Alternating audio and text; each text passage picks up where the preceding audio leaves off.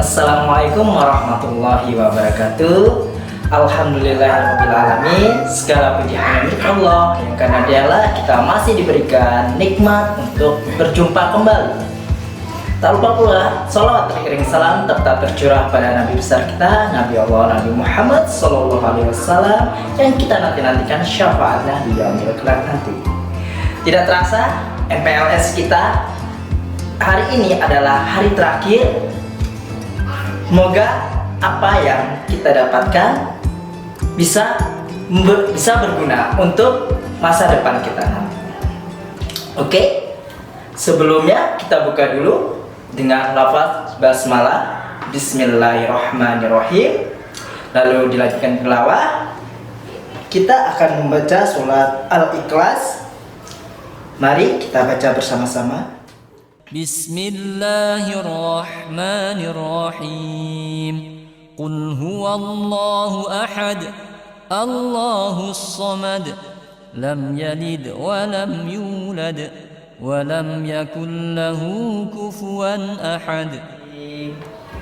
Ya, kita telah membaca tilawah Al-Quran sebagai awal mula pembukaan pada MPLS hari 3 kita ini.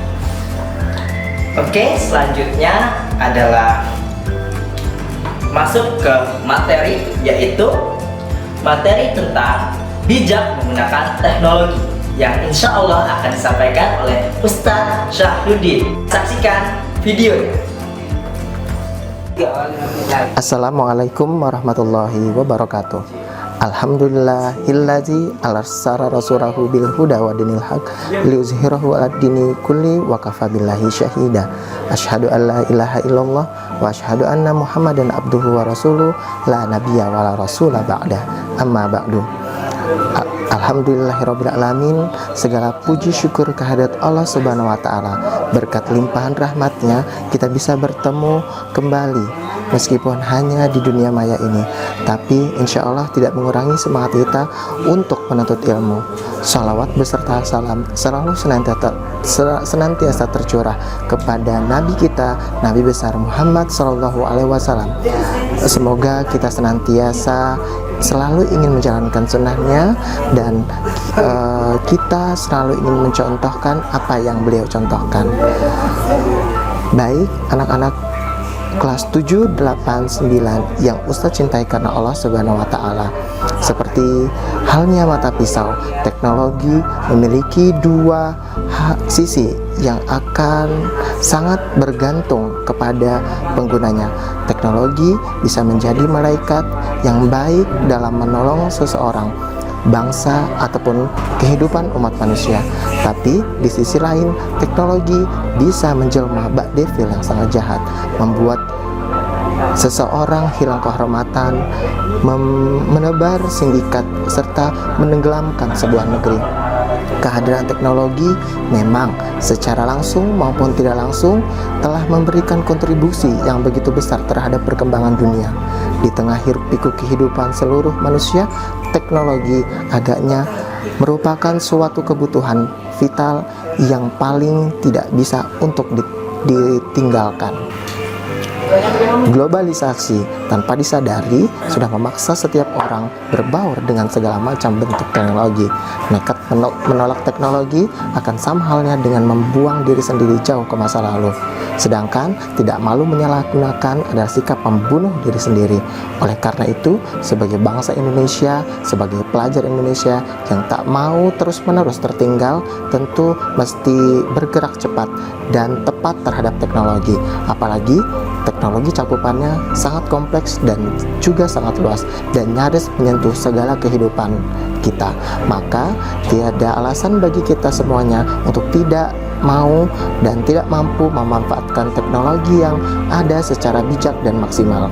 Oleh karena itu, pada kesempatan MPLS hari ketiga ini, Ustadz akan menyampaikan materi tentang bijak menggunakan teknologi, dan pada kesempatan hari ini Ustadz akan bahas tentang penggunaan gawai atau handphone dengan teknologi dan internet.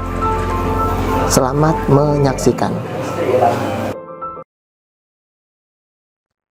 Baik anak-anak, sebelum kita ke materi, terlebih dahulu Ustadz akan memperkenalkan diri Ustadz. Ini adalah foto Ustadz, jadi kalau kalian nanti melihat Ustadz, ini namanya adalah Ustadz M. Syahrudin GS SPD. Biasa kalau dipanggil di sekolah, panggilannya adalah Ustadz Din. Nah, tempat tanggal Ustadz itu ada di Tanjung Karang, 5 November 1989. Kalian bisa follow Ustadz Din Abu Hanan di Instagramnya, kemudian di Facebook juga bisa dicari Din Abu Hanan, dan WhatsApp nomor Ustadz adalah 0895 6058 38069. Ustadz punya moto, yaitu jalan hidupmu masih panjang, hanya engkau yang mampu melewati, dan teruslah bergerak. Nah, itu perkenalan sekilas tentang Ustadz. Jadi nanti kalau kalian mau tahu tentang Ustadz, lihat aja Instagram, Facebook, dan bisa tanya-tanya lewat WhatsApp juga.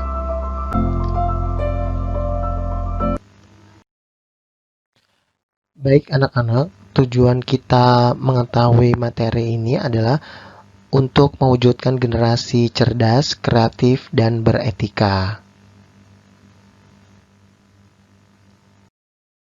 Anak-anak yang dirahmati oleh Allah Subhanahu wa Ta'ala, kita langsung ke materi MPLS hari ini ya. Dalam sebuah teknologi akan berdampak pada sebuah proses transformasi pendidikan. Apa sih itu transformasi pendidikan? Nah, transformasi pendidikan itu adalah sebuah siklus proses yang terus berjalan, dan teknologi dapat mempercepat proses ini serta memastikan bahwa perubahan yang dibuat secara relevan dan efektif dapat meningkatkan mutu hasil capaian siswa. Dapat kalian lihat pada slide bahwa fakta hari ini kalian atau para siswa itu sudah melakukan sebuah perubahan, yaitu dari yang tadinya kalian belajar tidak dengan menggunakan teknologi, sekarang semua pembelajaran dilakukan dengan teknologi, yaitu penggunaan komputer yang terhubung dengan jaringan internet, seperti yang kita lakukan di masa COVID-19 ini ya. Jadi kita belajarnya biasanya di sekolah, kemudian di kelas. Hari ini kita harus belajar di rumah yang harus menggunakan jaringan internet, seperti itu. Kemudian kalian dulu lebih sering datang ke perpustakaan ya untuk membaca, kemudian juga meminjam buku, belajar, dan lain sebagainya. Tapi sekarang dengan membuka laptop atau komputer yang terhubung internet, kalian sudah bisa membaca secara online. Dengan begitu, banyak pilihan bacaan seperti e-book. Perpustakaan sudah menggunakan internet, yaitu e-library dan seterusnya. Ustadz berharap kalian para murid itu dapat secara bijak memilah-milah untuk dapat membagi waktunya agar seimbang kapan kita harus menggunakan teknologi dan kapan harus tidak menggunakan teknologi ya dalam sebuah pembelajaran.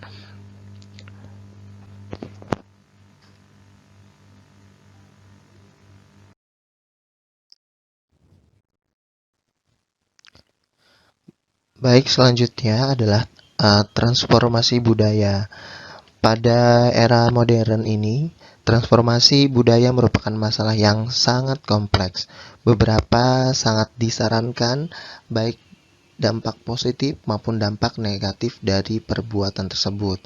Salah satu yang mempunyai pengaruh terhadap transformasi budaya adalah adanya teknologi seperti handphone, atau smartphone, atau gadget yang digunakan sebagai alat komunikasi. Nah, sebagai besar, pelajar itu menggunakan media handphone sebagai sarana komunikasi.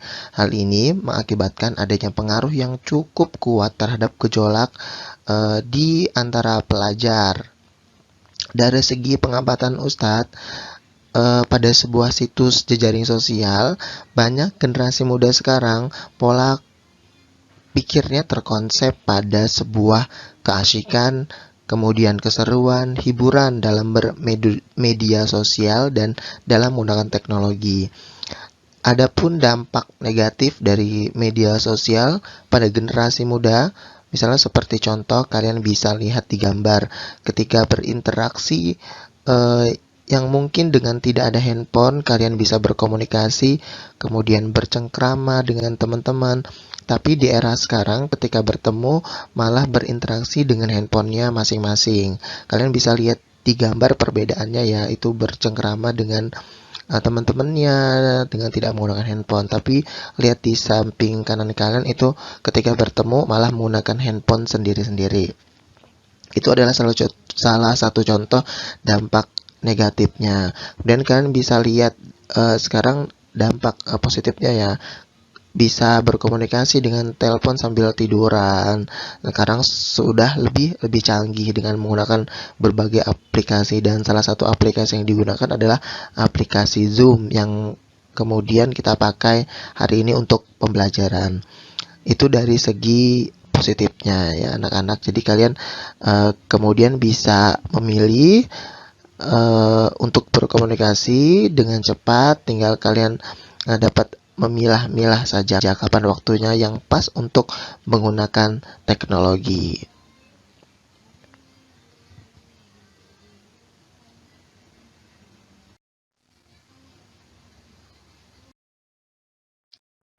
Anak-anak yang dirahmati oleh Allah Subhanahu wa taala, dengan maraknya penggunaan teknologi, kemudian internet, media sosial dan lain-lain, maka kita sebagai penggunanya itu disebut sebagai netizen. Apa sih itu netizen? Jadi pengguna internet atau juga disebut-sebut sebagai penghuni yang aktif terlibat di komunitas online di internet. Ya, aktivitas itu bisa bermacam-macam jenisnya, dari sekedar yang ngobrol dan senang-senang sampai aktivisme yang menuntut perubahan di dunia maya atau bahkan di dunia nyata. Ya, jadi kalian nih harus jadi netizen yang juga budiman ya, atau generasi netizen yang cerdas. Nah, kalian dan juga Ustadz sebagai netizen yang hari ini memakai internet sebagai media untuk berkomunikasi, diharapkan juga mampu menjadi netizen yang berbudiman dan atau netizen yang cerdas di kalangan kaum milenial. Ada kalanya kita juga harus mengintrospeksi diri sendiri dan memilah-milah manakah berita yang layak dikonsumsi dan dikomentari dengan baik. Dari mengintrospeksi diri sendiri, kita bisa berevaluasi apakah kita semua sudah pantas menjadi netizen yang cerdas di kalangan masyarakat Indonesia. Nah, netizen yang cerdas itu bisa memperlihatkan cerminan Indonesia yang baik. Bukan karena satu berita hoax bisa kemudian nyinyir ya katanya satu sama lain nih. Kita sebagai netizen di kalangan Indonesia jangan mudah terprovokasi ya, jangan mudah terkompori oleh berita yang tidak jelas datangnya dari mana. Banyaknya berita hoax yang tersebar di kalangan masyarakat, apalagi kalian sebagai pelajar itu bingung membedakan mana berita yang harus dipercaya atau mana berita yang harus tidak dipercaya.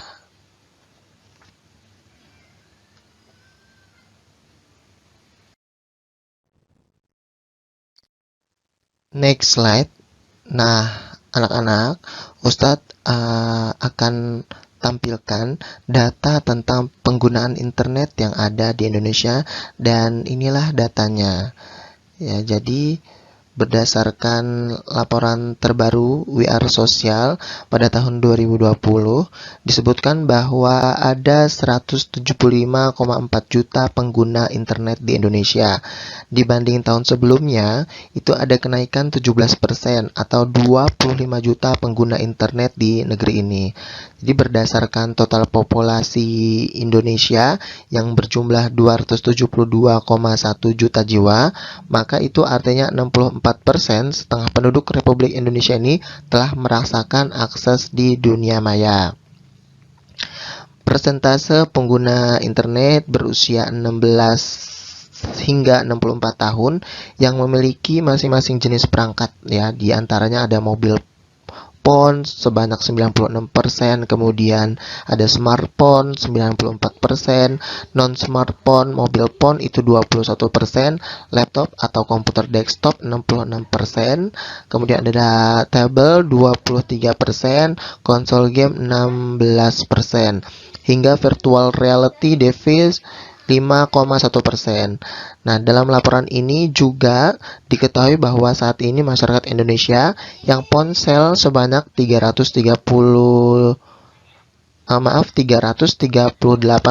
juta. Begitu juga data yang tak kalah menariknya, ada sekitar 160 juta pengguna aktif di media sosial. Jadi bila dibandingkan dengan di tahun 2019, maka pada tahun ini WR Sosial menemukan ada peningkatan sekitar 10 juta orang Indonesia yang kemudian aktif di media sosial.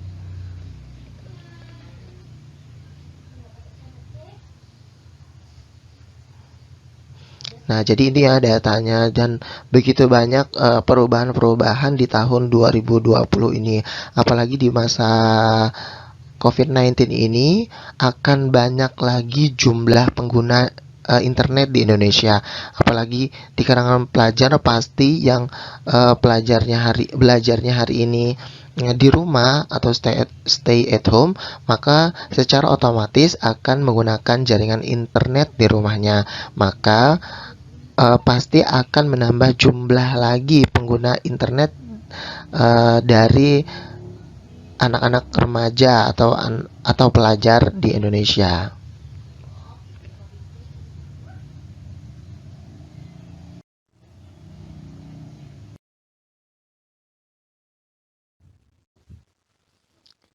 Next slide, anak-anak yang dirahmati Allah Subhanahu wa taala, ternyata berdasarkan data yang Ustadz peroleh, bahwa ternyata media sosial yang paling sering disinggahi di kaum masyarakat ataupun pelajar adalah YouTube. Kemudian ada WhatsApp, ada Facebook, Instagram, dan Twitter.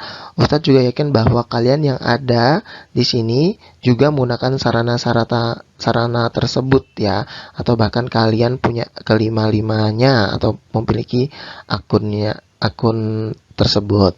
Jadi berdasarkan laporan terbaru WR Sosial pada tahun 2020 disebutkan bahwa ada 175,4 juta pengguna internet di Indonesia.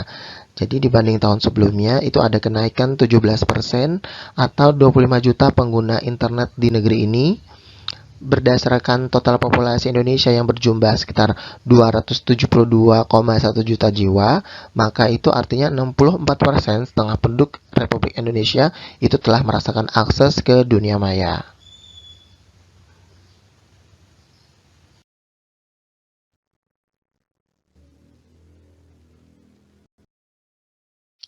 Baik anak-anak, inilah manfaat dari penggunaan internet ya.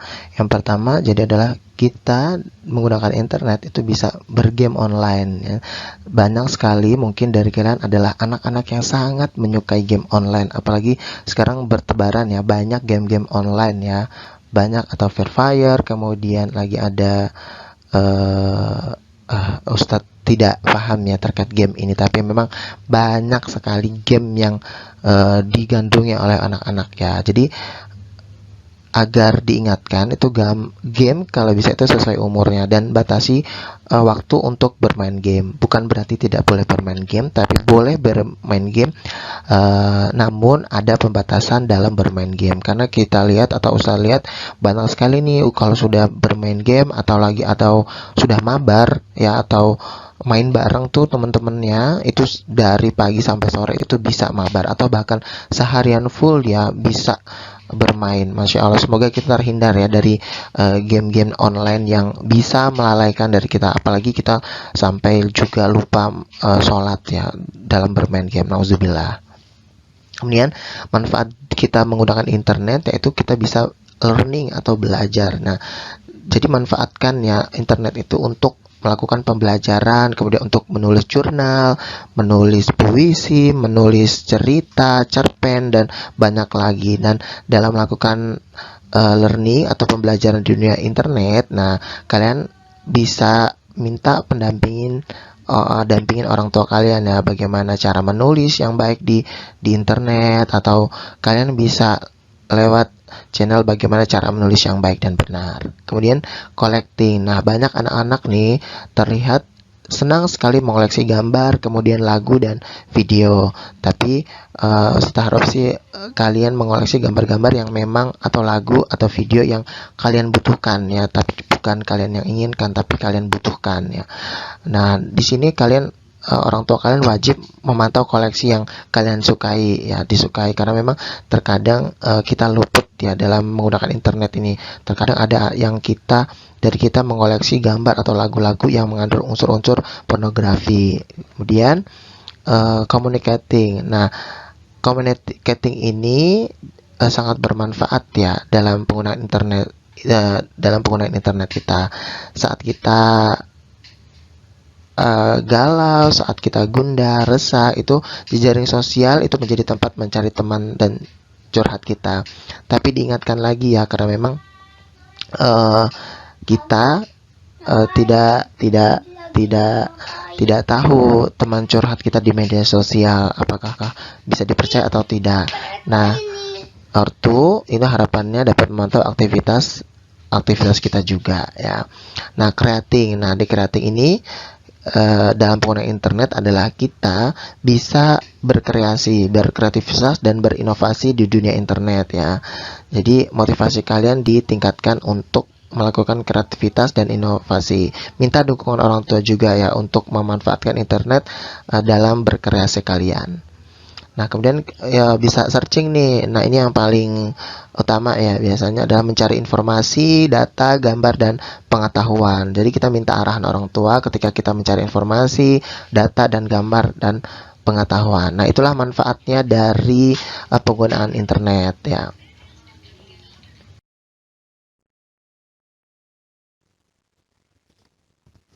Baik anak-anak, selain tadi manfaat yang sudah disebutkan, ternyata ada juga bahaya dari sebuah penggunaan internet. Ya, jadi apa aja bahaya-bahaya yang ditimbulkan ketika kita menggunakan internet? Yang pertama itu ada namanya cyberbullying.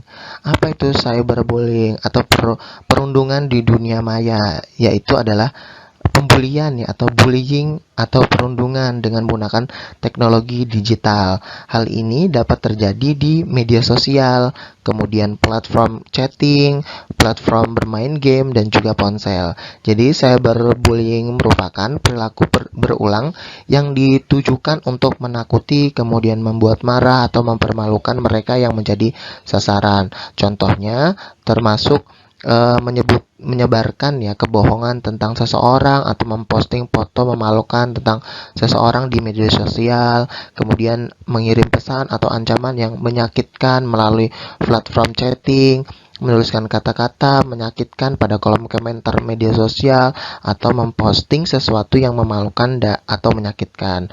Kemudian banyak lagi, ada yang meniru atau mengatasnamakan seseorang, misalnya dengan akun palsu atau masuk melalui akun seseorang dan kemudian mengirimkan pesan jahat kepada orang lain atas nama mereka sendiri. Itu namanya cyberbullying. Kemudian yang kedua ada cyber stalking ya, cyber stalking. Oh ya, sebelum ke cyber stalking, kalian tadi di cyberbullying ya, itu juga jangan mudah terprovokasi dengan kemudian kekerasan atau pelecehan atau hal-hal yang mengatasnamakan kalian ya. Coba tolong di cross check dulu. Ya, selanjutnya ya ada cyber stalking ya. Apa itu cyber stalking? Jadi cyber stalking itu adalah kejahatan menggunakan internet atau alat elektronik lainnya untuk melecehkan seseorang, kemudian atau melecehkan sekelompok orang atau organisasi. Nah, cyber stalking ini dapat mencakup melecehkan, kemudian mengancam atau cabul email ya, atau spamming berlebihan, live chat pelecehan atau dikenal sebagai chatting. Nah, pesan yang tidak pantas pada papan pesan atau buku tamu online, kemudian virus berbahaya elektronik dikirim, email yang tidak diinginkan, atau pencurian identitas di elektronik. Nah, kejahatan jenis ini itu dilakukan untuk mengganggu atau melecehkan seseorang dengan memanfaatkan komputer. Misalnya, menggunakan email dan dilakukan berulang-ulang. Nah, kejahatan tersebut kemudian menyerupai teror yang ditujukan kepada seseorang dengan memanfaatkan media internet. Hal itu bisa terjadi karena kemudahan dalam membuat email dengan alamat tertentu tanpa harus menyertakan identitas diri yang sebenarnya.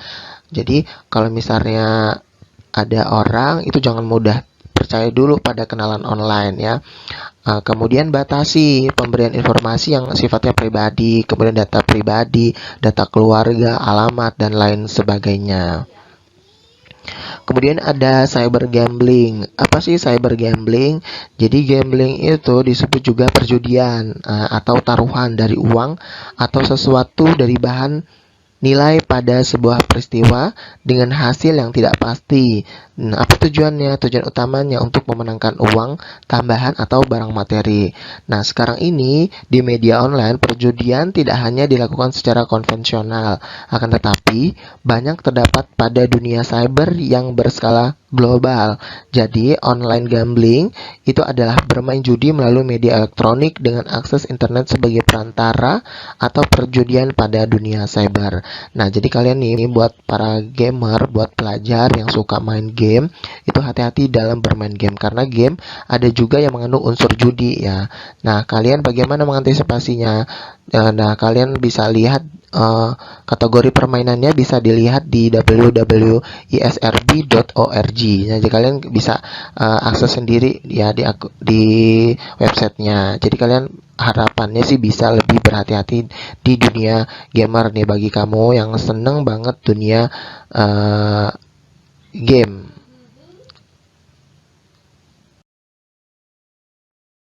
Kemudian ada lagi bahayanya, yaitu namanya cyber fraud ya. Apa itu fraud? Jadi cyber fraud itu adalah kejahatan yang dilakukan pada suatu sistem dalam bentuk memanipulasi informasi keuangan ya dengan tujuan untuk mengeruk keuntungan yang sebesar-besarnya. Jadi sedangkan cyber fraud adalah kejahatan yang dilakukan dengan sistem berbasis komputer maupun jaringan internet dan bertujuan untuk memanipulasi informasi keuangan untuk mengeruk keuntungan sebesar-besarnya. Contohnya adalah kasus kejahatan seperti memperjualbelikan akun ojek online ya.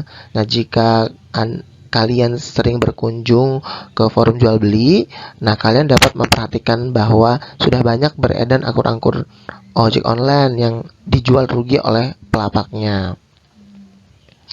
Kemudian ada phishing. Phishing itu adalah salah satu jenis cybercrime yang menjalankan aksinya dengan menggunakan email dan juga saluran media sosial lain sebagai objeknya. Jadi phishing itu diciptakan untuk mencuri informasi penting seseorang atau sebuah organisasi seperti informasi pribadi dan finansial. Informasi tersebut digunakan untuk berbagai macam tujuan, dimulai dari mencuri identitas pribadi untuk keperluan negatif, kemudian mencuri hal bersifat finansial, melumpuhkan sistem komputer, hingga mencuri informasi sensitif lain yang berkaitan dengan keamanan. Jadi ini kalau kalian sering ngasih data pribadi ya ke internet, kemudian konfirmasi akunnya, konfirmasi nomor telepon, itu mohon untuk berhati-hati juga ya. Jadi tidak sembarangan memberikan identitas pribadi kita, kemudian tidak asal memberikan data-data pribadi kita. Ya, kemudian ini ada haki. Apa sih haki itu? Haki itu adalah hak atas kekayaan intelektual. Ya, jadi kebanyakan dari kita itu menganggap semua yang ada di internet itu adalah gratis, sehingga kemudian tanpa sadar kita melakukan perbuatan melanggar hak cipta. Kadang-kadang kan kita sebagai pelajar itu asal mendownload aplikasi game, kemudian buku atau musiknya secara gratis, tapi nanti secara tidak sadar kita akan terkena haki nih ya, hak cipta ya, hak atas kekayaan intelektual. Jadi harapannya semuanya bisa berhati-hati di dunia internet. Nah, kemudian ada lagi bahayanya ketika kita menggunakan jaringan internet ya. Diupayakan kalian harus berhati-hati terkait data pribadi kalian. Jadi hindari penyebaran data pribadi. Kalau bisa data-data pribadi yang sifatnya privasi banget itu tidak perlu dipublikasikan di media sosial kalian ya. Jadi kalau misalnya kalian punya akun-akun tertentu, passwordnya harus selalu dijaga ya. Jangan lupa logout, kemudian ubah password secara berkala dan buat password dengan kombinasi yang sulit diterka. Jadi kalau misalnya kalian jangan itu saja ya passwordnya. Jadi harapannya bisa mengganti secara berkala. Misalnya setahun sekali saya mau ganti password lah, atau 6 bulan sekali atau 3 bulan sekali boleh. Tapi adalah password yang mudah diingat dengan kombinasi yang bisa kalian akses dan orang lain tidak bisa akses masuk ke akun kalian. Kemudian hindari juga foto dan video. Jadi pastikan foto atau video yang kalian pasang itu tidak memalukan dan tidak merugikan. Tidak merugikan diri sendiri dan tidak merugikan orang lain. Kemudian juga kalian harus berhati-hati dalam menggunakan web kamera yang ada di laptop ataupun handphone kalian. Nah, anak-anak, dengan tadi adanya bahaya-bahaya, maka kita harapannya harus berhati-hati ya. Walaupun data-data kita nampaknya juga sudah aman, tapi kita tidak mengetahui siapa di balik di dunia maya itu. Siapa tahu bukan teman kita yang membalas chattingan kita, atau bahkan ada orang lain yang juga ikut andil dalam penggunaan akun-akun yang lainnya ya. Jadi keharapannya kita bisa lebih berhati-hati lagi. Kita nggak tahu ya siapa di balik layar dari dunia maya kita. Jadi harapannya sekali lagi Ustadz ingatkan harus berhati-hati.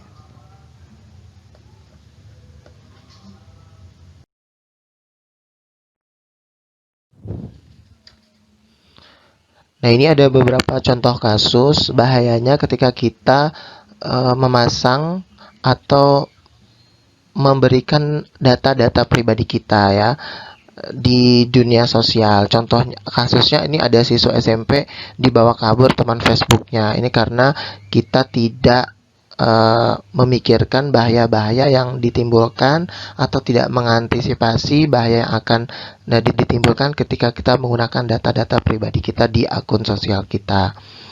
Kemudian ada pamer duit di Facebook, ini perampok satroni rumah. Jadi kalau misalnya kalian pengen update status ataupun memposting sesuatu di Instagram maupun juga di Facebook atau media sosial lainnya, agar tidak memancing sesuatu orang untuk melakukan tindakan kejahatan. Karena biasanya di masyarakat Indonesia ini bahasanya latah ya untuk memposting, kemudian untuk memamerkan apa yang mereka punya. Biasa kalau misal dia punya emas kemudian dipamerkan, punya handphone baru dipamerkan, punya uang banyak juga. Baik anak-anak, inilah akhir dari materi kita. Dan bagaimana sebaiknya kita sebagai generasi muda menggunakan teknologi, atau dalam hal ini adalah penggunaan gawai ataupun handphone. Hal yang pertama yang harus kita lakukan sebagai generasi muda adalah gunakan hanya untuk hal-hal yang positif saja. Kemudian yang kedua, berdiskusi dengan keluarga atau teman mengenai dampak positif dan negatif dari internet ataupun teknologi tersebut.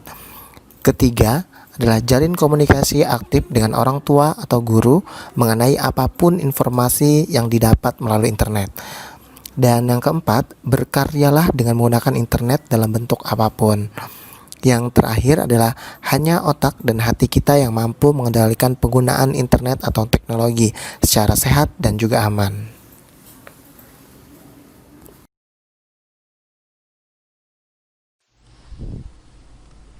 Nah, hari ini maka ada pesan moral yang akan Ustadz sampaikan kepada kalian. Mulai sekarang, marilah kita bijak untuk menggunakan teknologi informasi. Gunakanlah sesuatu dengan baik dan benar, bermanfaat serta membuat kita lebih berkembang. Sebaliknya, perilaku negatif dalam menggunakan teknologi informasi haruslah segera ditinggalkan. Tidak hanya merusak diri sendiri, namun perilaku negatif ini akan berpengaruh terhadap kehidupan berbangsa dan bernegara. Baik, terima kasih atas perhatiannya, telah memperhatikan materi yang Ustadz sampaikan. Semoga informasi ini sangat bermanfaat buat kalian. Ustadz akhiri, wabillahi taufiq wal hidayah. Wassalamualaikum warahmatullahi wabarakatuh. Alhamdulillah kita telah bersama-sama menyaksikan video yang telah disampaikan oleh Ustadz Syahruddin. Oke, sebagai biasanya kita akan memberikan tugas secara offline yang akan dikumpul via Google Form, yaitu membuat resume apa yang telah kalian dengarkan dari video tadi. Oke, mungkin MPL sehari ketiga kita cukupkan. Bapak akhiri dengan lafaz hamdalah, alhamdulillahirabbil alamin. Bapak akhir, wassalamualaikum warahmatullahi wabarakatuh.